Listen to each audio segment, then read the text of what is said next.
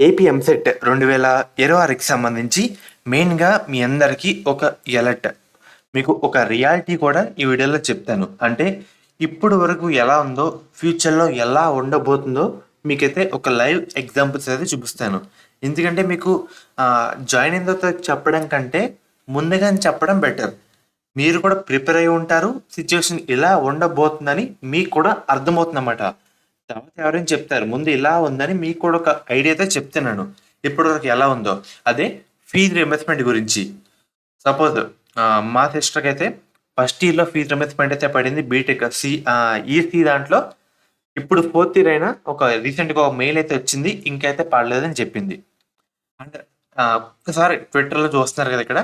As we are from BTech students from AP. We are requesting you to release fees reimbursement. We are facing so many problems from the college management and as our college management forcing to pay fee due to ఏంటంటే వీళ్ళు కూడా college వాళ్ళు కూడా force చేస్తున్నారు fee కట్టమని.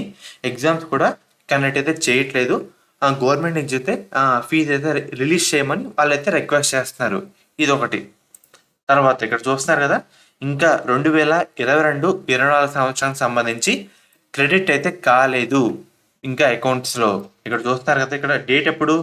April 19, 2026లో చూస్తున్నారు కదా. చాలా మంది ఇబ్బందులు పడుతున్నాము. ఫేసింగ్ మెంటల్ స్ట్రెస్ కూడా, ఫైనాన్షియల్ బర్డెన్ కూడా ఉందని చెప్తున్నారు.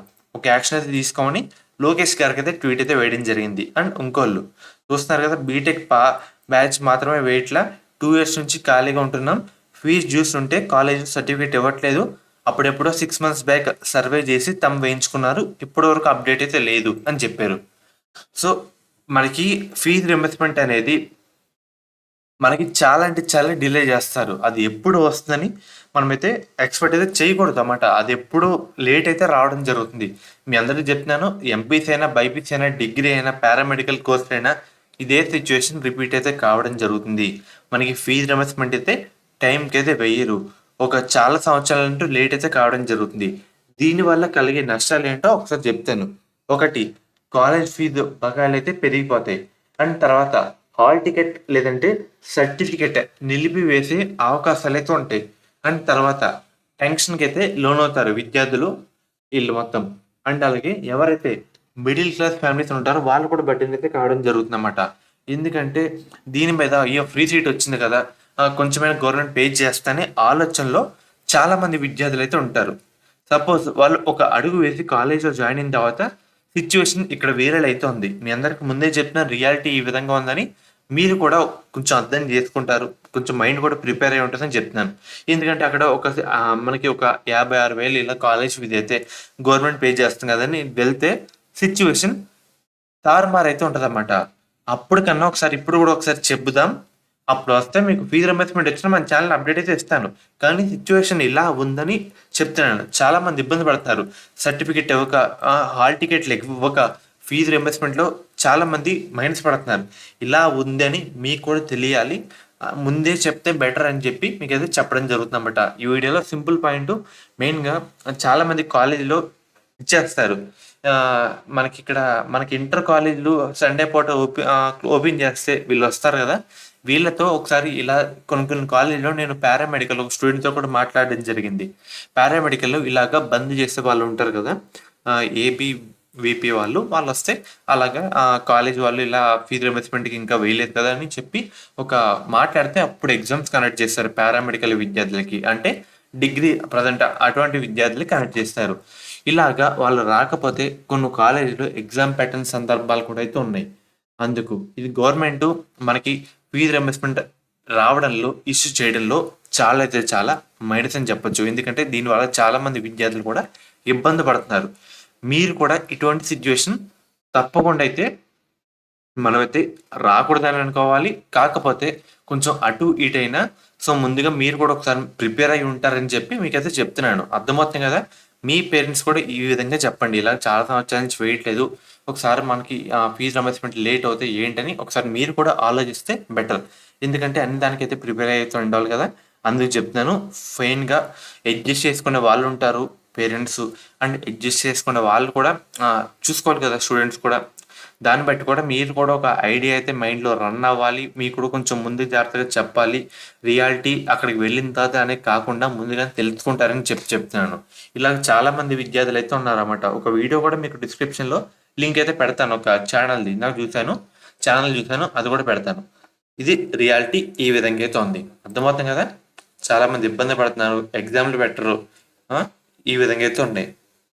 సో ఫ్రెండ్స్, ఇది ఒక చిన్న రియాలిటీ వీడియో మాత్రమే. కంటెంట్ వీడియో అయితే కాదు. రియాలిటీ ఏ విధంగా ఉందో చెప్పడానికి ఈ వీడియో అయితే చేశాను. వేరే ఉద్దేశ్యం అయితే కాదు. ఎందుకంటే చాలామంది ఇబ్బంది పడుతున్నారు. మీరు వన్స్ ఫీజు రీయింబర్స్‌మెంట్ వచ్చేస్తుందని జాయిన్ అవుతే ఇక్కడ రియాలిటీ వేరే విధంగా అయితే ఉందన్నమాట. గవర్నమెంట్ అదేంటి మనకి వెళ్ళే రోజుల్లో మంచిగా రిలీజ్ చేస్తే చాలామంది విద్యార్థులు కూడా ఇబ్బంది పడకుండా ఉంటారు. ఇది ఈరోజు వీడియో. ఫర్దర్ మీకు ఎటువంటి అప్డేట్ వచ్చినా వెంటనే అప్డేట్ అయితే చేయడం జరుగుతుంది. ఎటువంటి డౌట్ ఉన్నా ఒకసారి అయితే కామెంట్ అయితే చేయండి అన్నమాట.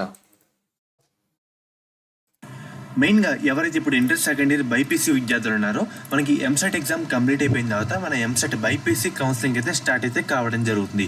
మెయిన్గా స్టార్ట్ అయ్యే ముందు మీ అందరికీ ఒక one of the best college గురించి అయితే చెప్తాను. అది కూడా మనకి శాస్త్ర కాలేజ్ అన్నమాట. ఈ కాలేజ్ కూడా మనకి నెల్లూరులో అయితే ఉంది. వీళ్ళు ప్రొవైడ్ చేసే కోర్సుల విషయానికి వస్తే కనుక మనకి బీఫార్మసీ, ఫార్మాడీ, నర్సింగ్, ఫిజియోథెరపీ మెయిన్గా వీళ్ళు ప్రొవైడ్ చేసే మెయిన్ స్పెషాలిటీ ఏంటంటే మన ఏపీ స్టేట్లో చూసుకుంటే 2-3 ఉమెన్స్ కాలేజీలు అయితే ఉన్నాయి. సో వాటిలో ఇది one of the best college అని చెప్పచ్చు. మెయిన్గా మనకి బీఫార్మసీలో 1 women's college, 2 co education and అలాగే ఫార్మడీలో ఒక కో ఎడ్యుకేషన్ కాలేజ్ అయితే ఉంది. బీపీటీలో కూడా ఒక కో ఎడ్యుకేషన్ కాలేజ్ అయితే ఉంది. నర్సింగ్లో ఉమెన్స్ కాలేజ్ అయితే ఉందన్నమాట.